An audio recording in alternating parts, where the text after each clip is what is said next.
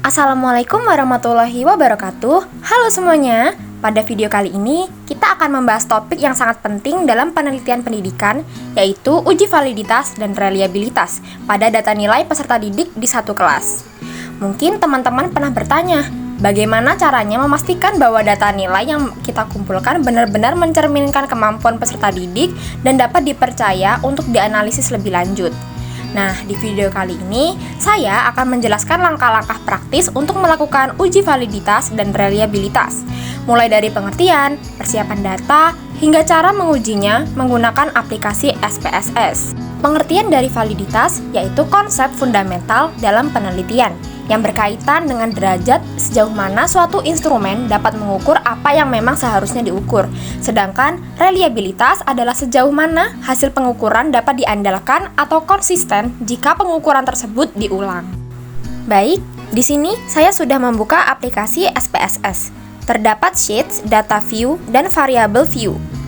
Pada aplikasi SPSS, data view itu digunakan untuk memasukkan data untuk pengujian, sedangkan variable view untuk mendeskripsikan variabel atau item yang akan digunakan. Nah, di sini saya sudah menyiapkan nomor soal, bobot soal, dan skor per butir pada aplikasi Excel. Selanjutnya bisa diblok, kemudian disalin soal 1 hingga ke skornya.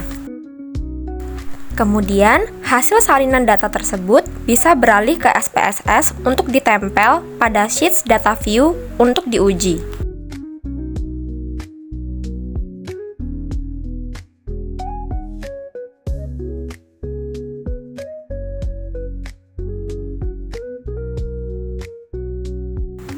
Lalu, klik sheets variable view, maka akan muncul seperti ini.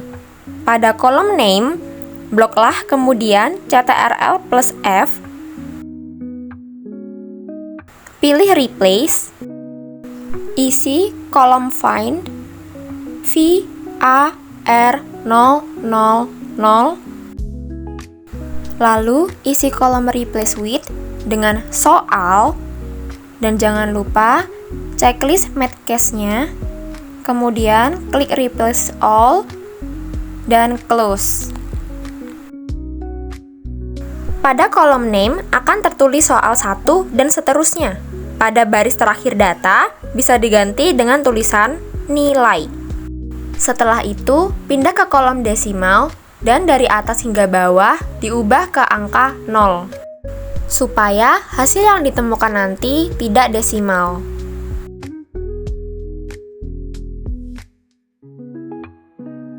Dilanjut pada kolom measure, dari atas hingga bawah diubah ke dalam ordinal.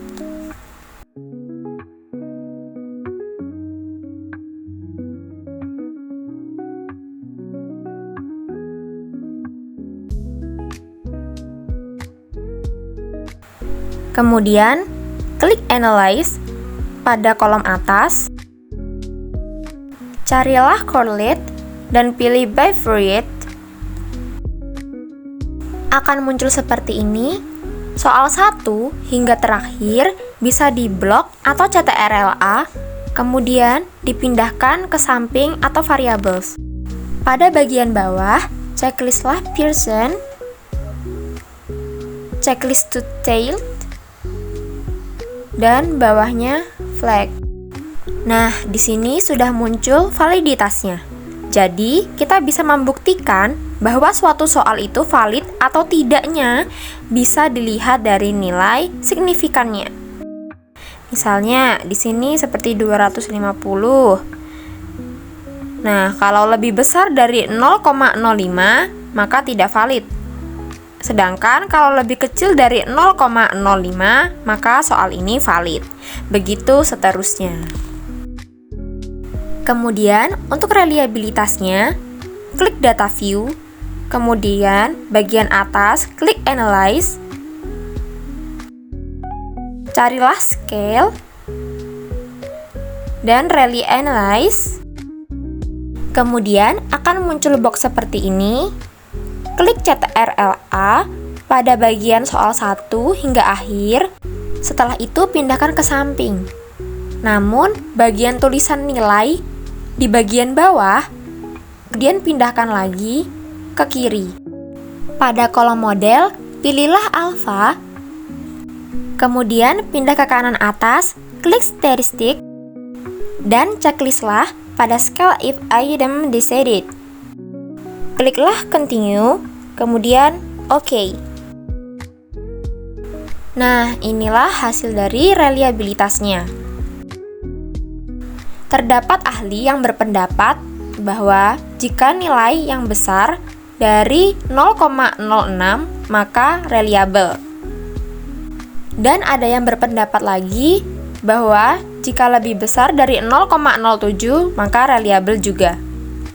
Sedangkan di sini data menunjukkan 0,228 maka tidak reliable karena lebih kecil dari 0,06 atau 0,07. Oke teman-teman, jadi itulah hasil yang saya dapatkan dari uji validitas dan reliabilitas pada sebuah data.